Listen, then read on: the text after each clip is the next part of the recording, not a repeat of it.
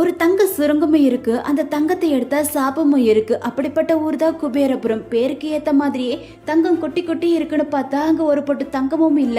ஊர்ல இருக்கிற ஒத்த மரத்தையும் வெட்டி அதுக்குள்ள தங்கம் இருக்குன்னு பார்த்தா அதுக்குள்ள இல்ல. அதை பார்த்து அந்த கடவுளுக்கே கோபம் வந்து 3 சாபத்தை கொடுக்குறாரு. நீ பேச மாட்ட, பேச்சுக்கு பதிலாக உனக்கு பாட்டை கொடுக்குற, அப்படியே பாடினாலும் உண்மையை மட்டும் தான் நீ பாடுவேன், அந்த 3வது சாபத்தை உனக்கு லாஸ்டா கொடுக்குற அப்படிங்கிற மாதிரி அந்த கடவுளும் சொல்ல, அப்படியே அவங்களோட வாழ்க்கையை பாட்டோட தொடர அங்க இருக்க ஹீரோயினி தான் இதுக்கு காரணம்னு எல்லா ஊர் மக்களும் சொல்ல, ஹீரோயினியை காப்பாத்த ஹீரோ உள்ள வர, அதை பார்த்த அந்த கடவுளும் உனக்கு சாபத்தை நான் போக்குற, ஆனா என்னோட இயற்கையை நீ எனக்கு திரும்ப கூட அப்படின்னு கேட்க, அங்கிருந்த ஊர் மக்கள் எல்லாத்துக்குமே நிலத்தை பிரிச்சு கொடுத்து நீங்க இயற்கையை உருவாக்குங்கன்னு சொல்ல, அவங்க அடுத்த நாள் காலையில வந்து பார்த்தா அங்க எல்லாருமே தங்கத்தை தேடிக்கிட்டு இருக்காங்க.